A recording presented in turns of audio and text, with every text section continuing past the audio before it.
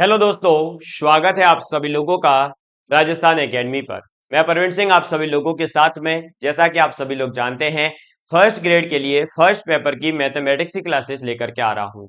और आप सभी लोग जो है इन क्लासेस को बहुत ज्यादा प्यार दे रहे हैं, इसके लिए मैं आपका बहुत बहुत आभारी हूं। और इन क्लासेस को इसी प्रकार से देखते रहे और अपने दोस्तों के साथ में इन क्लासेस को जरूर शेयर करें।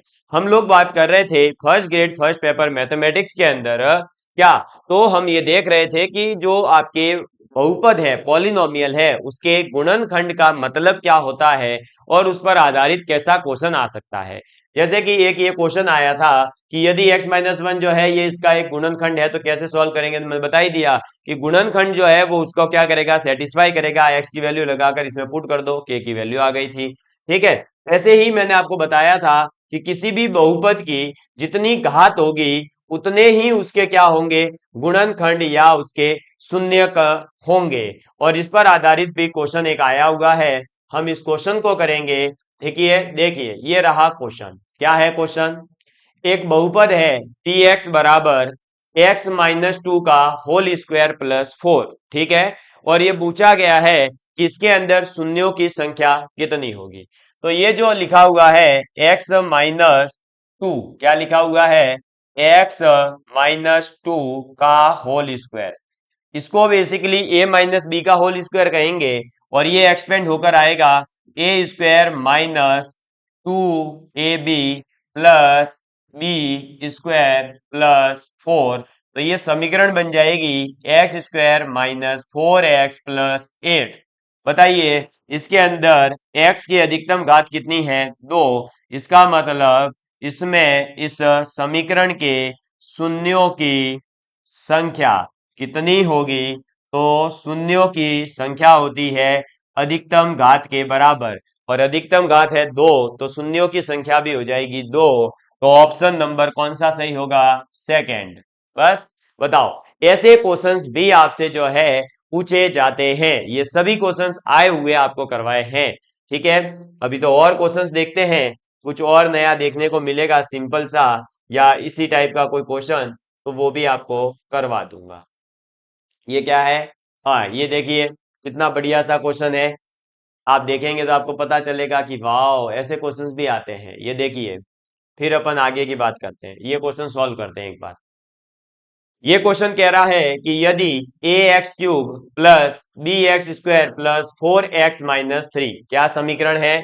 तो मैं पहले आपके सामने समीकरण लिख देता हूं। समीकरण है ए X cube plus B X square plus 4x-3। ठीक है, और इसको x+1 और x-2 से विभाज्य है। तो ये जो समीकरण है ये x+1 और x-2 इन दोनों से क्या है, विभाज्य है। विभाज्य है या फिर ये कहें कि ये इनके गुणनखंड है, बात एक ही है। क्यों? क्योंकि देखो 6 के गुणनखंड है 3, 2 और 1। तो क्या 6 3 से डिविजिबल नहीं है 2 से नहीं है 1 से नहीं है, क्या है। तो जो अगर विभाज्य है उसका मतलब वो उसका गुणनखंड भी होगा। अब यहां पर बोला क्या है, x+1 और x-2 इसके क्या है भाई, विभाज्य है। इसका मतलब जो आपके पास में यहां से निकल कर आएगा x बराबर -1 और इससे आएगा x बराबर 2, ये दोनों इस समीकरण को सेटिस्फाई करेंगे। तो एक बार तो हम x बराबर -1 पुट करते हैं और 0 के बराबर रखेंगे, एक बार x बराबर 2 पुट करते हैं और 0 के बराबर रखेंगे।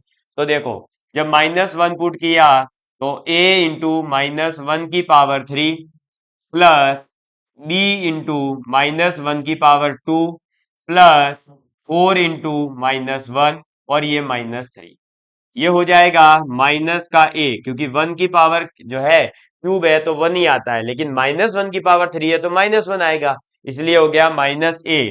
इधर हो जाएगा -1 का स्क्वायर 1, तो ये आ जाएगा प्लस का b। इधर आ जाएगा -4, ये आ जाएगा -3 बराबर 0।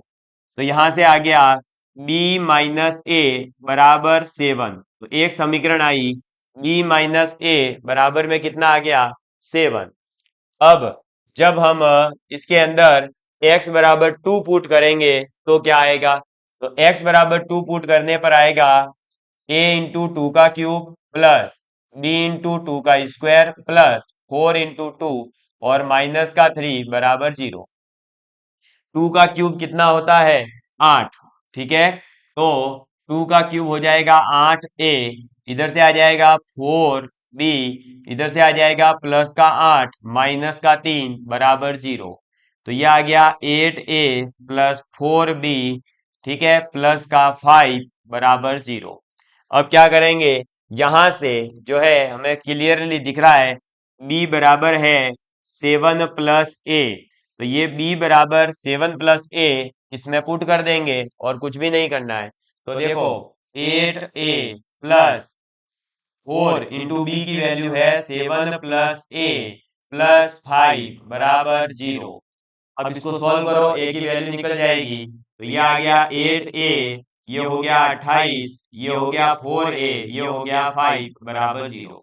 28 और 5 कितना हो गया 33, और 8 और 4 हो गया 12, तो यह आ गया 12a बराबर में 33। यहां से माइनस का 33 आएगा, तो a बराबर आ गया माइनस 33 बटे 12। a बराबर कितना आ गया माइनस का 33 बटे 12। अब माइनस 33 बटे 12 तो डायरेक्टली कहीं नहीं दिखेगा, लेकिन अगर माइनस 33 बटे 12 को सिंप्लीफाई किया जाए 3 से तो कितना आएगा, तो माइनस का 11 बटे 4 आएगा। तो a की वैल्यू जो आ रही है वो आ रही है माइनस 11 बटे 4। चेक कर लो, तो देखो एक ही ऑप्शन है पहला वाला, a बराबर आएगा माइनस का 11 बटे 4, और जब a की वैल्यू यहां पर पुट करोगे तो 7 प्लस a की वैल्यू है माइनस 11 बटे 4, तो ये हो जाएगी 28 माइनस 11 बटे 4 यानी 17 बटे 4। तो ऑप्शन नंबर ए आपका एकदम सही हो जाएगा।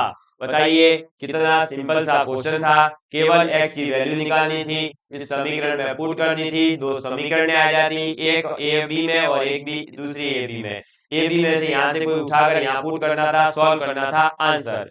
समझ में आ गई बात। तो इस प्रकार से जो है आपसे क्वेश्चंस पूछे जाते हैं इस टॉपिक पर बेस्ड। क्लियर।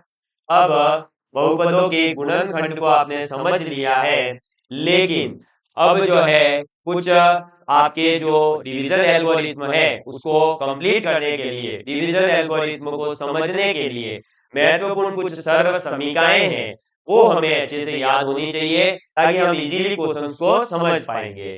तो पहले सर्व समीकरण आप लिख लीजिए और वो सीधा नोट करके लिखेंगे। पहला आपके पास में है क्या, तो a प्लस बी का स्क्वायर होता है a square plus 2ab plus B square. दूसरा है आपके पास में a माइनस बी का square, a square minus 2ab plus का बी स्क्वायर। ये सर्व समीकरण जितनी भी लिखवाऊंगा 10-12 अच्छे से याद होनी चाहिए, सभी आपके काम आएगी, और क्वेश्चन को जल्दी करना है, डिवीजन एल्गोरिथम को समझना है, तो वो इसी से होगा। नंबर 3 पर आप लिखेंगे a square minus b square, वो होता है a plus b, a minus b के बराबर। ठीक है, ये लिख लीजिए जल्दी से। फिर एक हमारे पास में आता है कि a प्लस बी का square minus a minus B का स्क्वायर। क्या है, a प्लस बी का स्क्वायर माइनस कर दिया अपन ने a माइनस बी का स्क्वायर, तो आ जाएगा 4ab। ठीक, पांचवा अपने पास में है a प्लस बी का square plus a minus B का स्क्वायर। दोनों समीकरणों को जोड़ोगे तो twice of a square plus B square आ जाएगा। क्या आएगा, twice of a square plus B square आ जाएगा। ये 5 फॉर्मूले तो हैं केवल स्क्वायर वाले, जो बहुत अच्छे से हमें याद होने चाहिए। इसके बाद में क्यूब वाले फॉर्मूले आते हैं, तो नंबर 6 पर लिखेंगे a प्लस बी का क्यूब, और a प्लस बी का क्यूब क्या हो जाएगा, तो वो हो जाएगा a cube plus B cube plus 3ab और a प्लस बी। ठीक है, a cube plus B cube plus 3ab into a plus b. फिर नंबर 7 पर आ जाएगा a माइनस बी का क्यूब। क्या? a माइनस बी का क्यूब, और वो होगा a cube minus B cube minus 3ab a minus b. Clear? ये आप लिखते चलिए। इसके बाद में अगर हमारे पास में a cube plus B cube हो, ये तो क्या है, a प्लस बी का होल क्यूब है, या फिर a माइनस बी का होल क्यूब। लेकिन अगर हमारे पास आ जाए a cube plus B cube, तो a cube plus B cube जो है वो बराबर होता है a cube plus B cube. ठीक है? अरे एक मिनट, ये किसका लिख रहे हैं अपन? हाँ, A cube plus B cube का फॉर्मूला होगा A plus B into A square minus A B plus B square. समझ में आ गई बात? क्या होगा? तो ए प्लस बी गुणा ए स्क्वायर माइनस ए B plus B square. Next 90 number पर आ जाएगा अपने पास में ए क्यूब माइनस अगर बी क्यूब है तो ए क्यूब माइनस बी क्यूब क्या हो जाएगा? ए माइनस बी गुणा ए square plus A B plus B square. तो plus A B plus B square. ठीक है? ये 90वां फॉर्मूला। इसके बाद में नेक्स्ट 10वां आता है ए प्लस बी प्लस सी का होल स्क्वायर। ये होता है A square plus B square plus C square. ठीक है?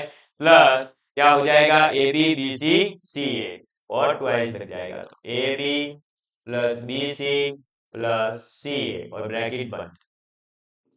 इसके बाद में 11वें नंबर पर आ जाता है a cube plus B cube plus c cube. ठीक है? तो ए प्लस बी प्लस सी का whole cube, a cube plus B cube plus c cube plus 3 of a plus b, फिर बी प्लस सी, और फिर सी प्लस ए। ठीक है? ये नोट डाउन कर लीजिए आप जल्दी से, जल्दी नोट डाउन करेंगे इसको। ये सब अपने आगे काम आने वाला है। फिर देखिए नंबर 12, और ये कहें कि ये लास्ट है, तो ए cube plus B cube plus c cube minus 3abc। क्या है? A cube plus B cube plus c cube minus 3abc। ये बराबर होता है ए प्लस बी प्लस सी।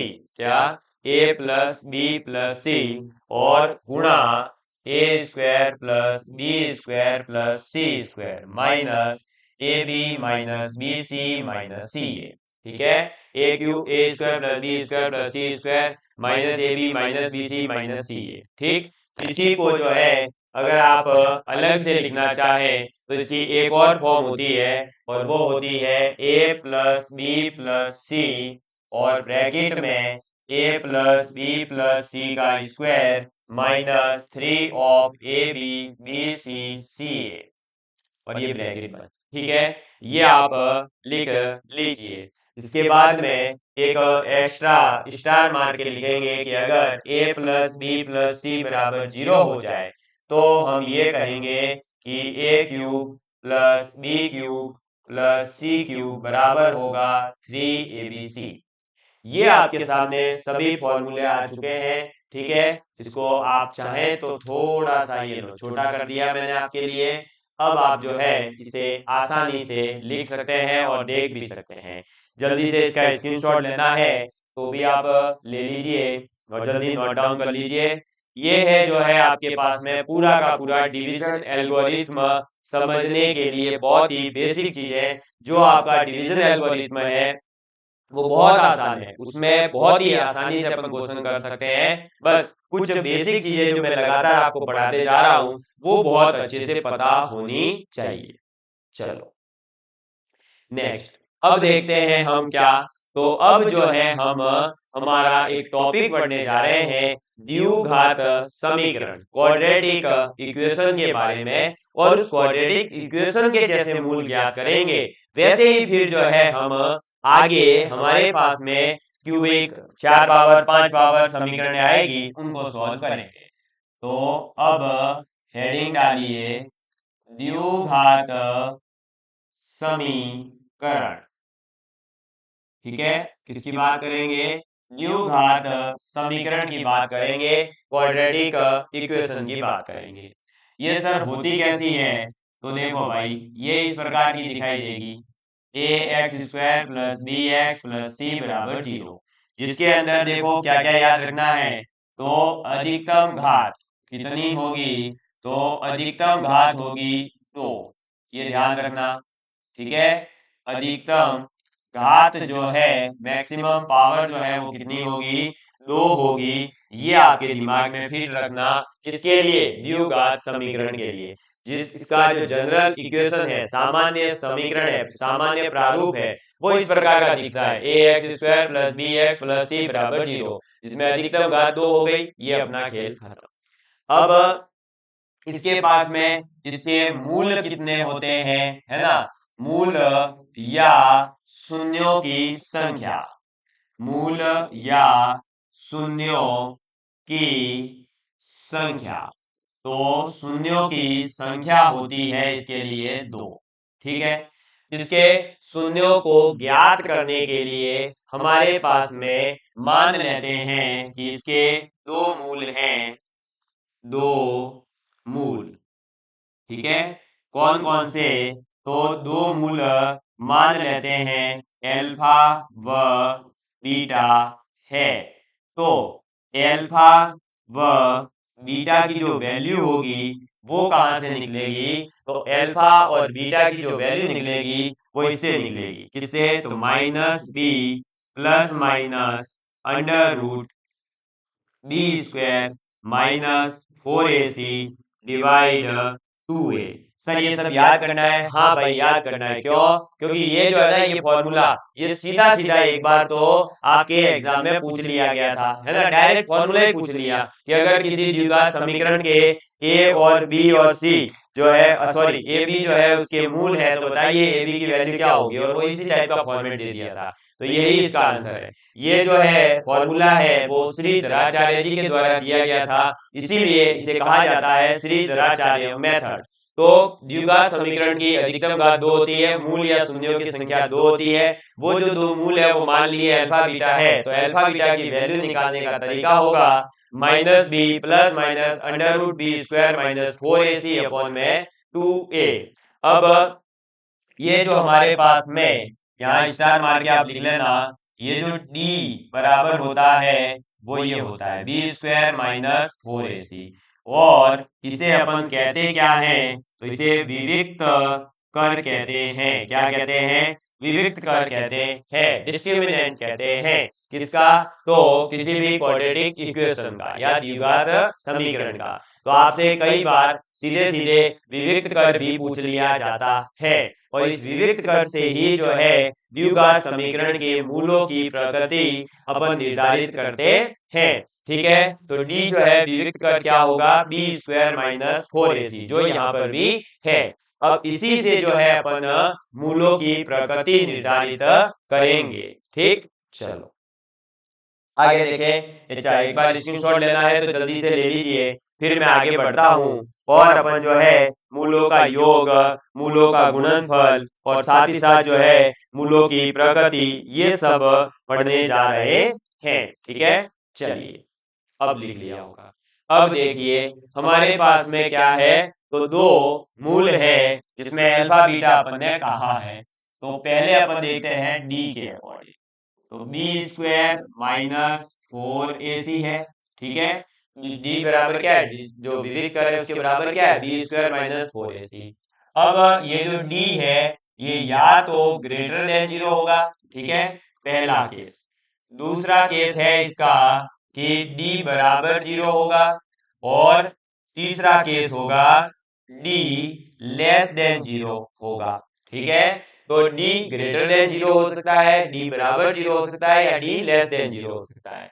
अगर डी ग्रेटर देन 0 है तो 2 भिन्न मूल,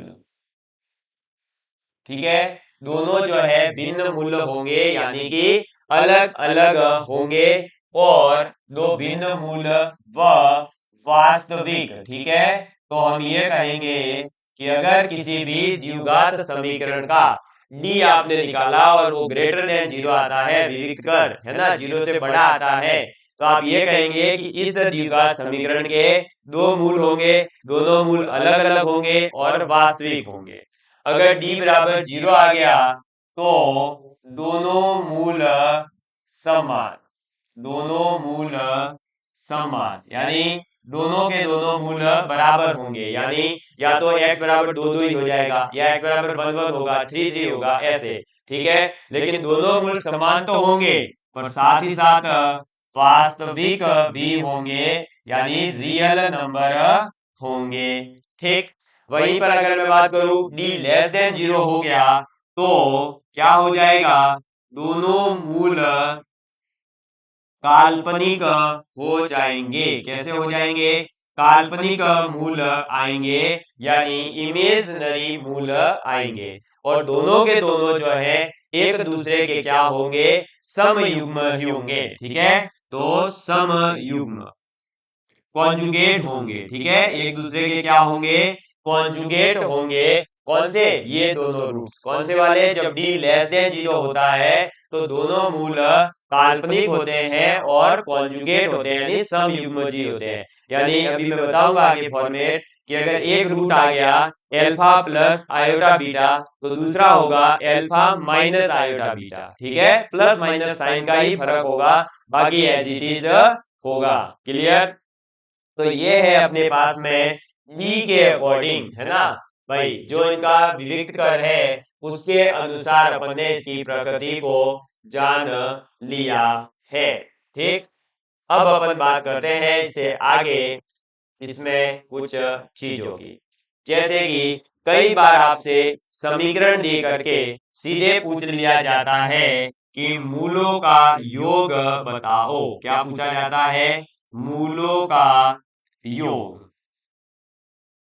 तो मूलों का जो योग है अल्फा प्लस बीटा, है ना, वो किसके बराबर होगा, तो मूलों का योग अल्फा प्लस बीटा जो है वो बराबर होगा किसके, तो माइनस बी अपॉन ए के, यानी ये कहेंगे माइनस ऑफ एक्स का गुणांक, समीकरण के अंदर जो भी एक्स का गुणांक होगा और अपॉन में एक्स स्क्वायर का गुणांक, ठीक है। आगे एक माइनस साइन आप लगाएंगे, और हो सकता है कि एक्स के गुणांक में भी माइनस हो तो फिर वो माइनस माइनस प्लस हो जाता है, लेकिन यहाँ पर तो एक माइनस साइन आएगा, ठीक। इसके बाद में हो सकता है आपसे पूछा जाए मूलों का गुणनफल, मूलों का गुणनफल यानी मल्टीप्लीकेशन ऑफ रूट्स, यानी अल्फा इंटू बीटा की वैल्यू पूछ ले हमें, तो वो होती है c अपॉन में a, यानी आपका स्थिरांक, ठीक है, कांस्टेंट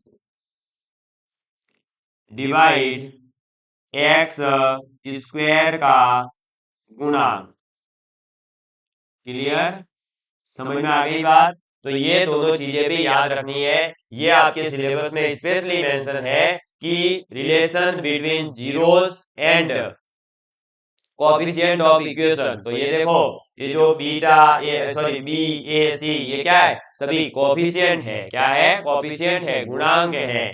तो मूलों का योग होता है माइनस बी अपॉन में ए, ठीक है, मतलब ऊपर आएगा एक्स का जो गुणांक होगा वो, और उसका डिवाइड कर दिया जाएगा एक्स स्क्वायर के गुणांक से। और अगर हम बात करें इसके गुणनफल की, तो गुणनफल क्या होगा, तो गुणनफल के अंदर हो जाएगा आपका क्या बताइए, तो गुणनफल में हो जाएगा आपका कांस्टेंट पद यानी कि जो स्थिरांक है वो डिवाइड हो जाएगा एक्स स्क्वायर के गुणांक से। समझ में आ गई बात, यानी दोनों ही बार डिवाइड किससे करना है, एक्स स्क्वायर के गुणांक से डिवाइड करना है। मुझे उम्मीद है कि आप लोग जो है क्वाड्रेटिक इक्वेशन यानी द्विघात समीकरण के अंदर जो मेन कॉन्सेप्ट है वो समझ गए होंगे। अधिकतम घात 2 होगी, मूलों या फिर शून्यकों की संख्या 2 होगी, और वो शून्यकों की संख्या ज्ञात करने के लिए हम ये फॉर्मूला याद रखेंगे, minus b plus minus under root b square minus 4ac upon 2a, जहां पर आपका जो बी स्क्वायर माइनस 4ac है उसे अपन विविक्त कर कहते हैं, जिसे कैपिटल डी से रिप्रेजेंट किया जाता है।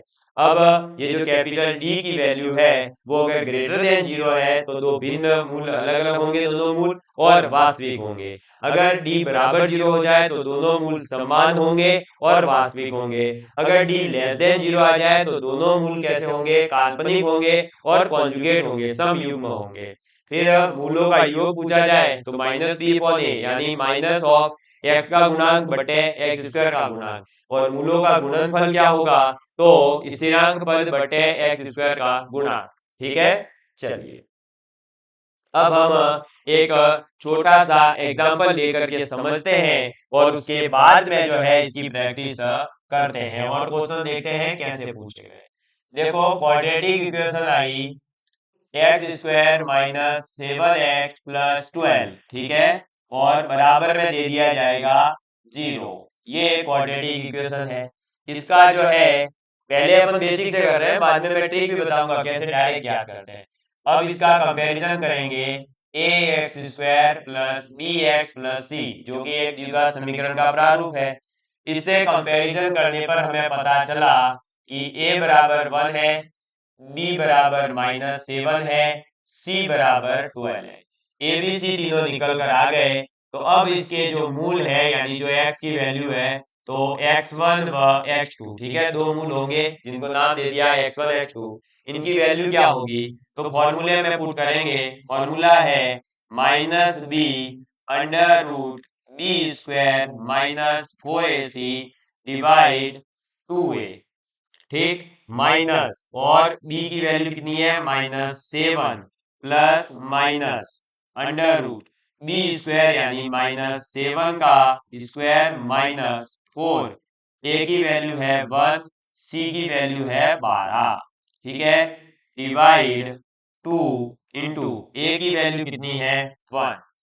अब ये कितना हो जाएगा, माइनस माइनस प्लस यानी 7 प्लस माइनस अंडर रूट -7 का स्क्वायर हो जाएगा 49, 7 का स्क्वायर 49 होता है, और माइनस 4 एकम 4, 4 4 इंटू 12 48, ठीक है, डिवाइड हो जाएगा 2 इंटू 1 2। अब इसको आगे सॉल्व करेंगे तो ये हो जाएगा 7 प्लस माइनस अंडर रूट 49 माइनस 48, कितना बचा 1, तो वो 1 आ जाएगा इधर, डिवाइड 2। ये हो गया 7 प्लस माइनस 1 डिवाइड 2।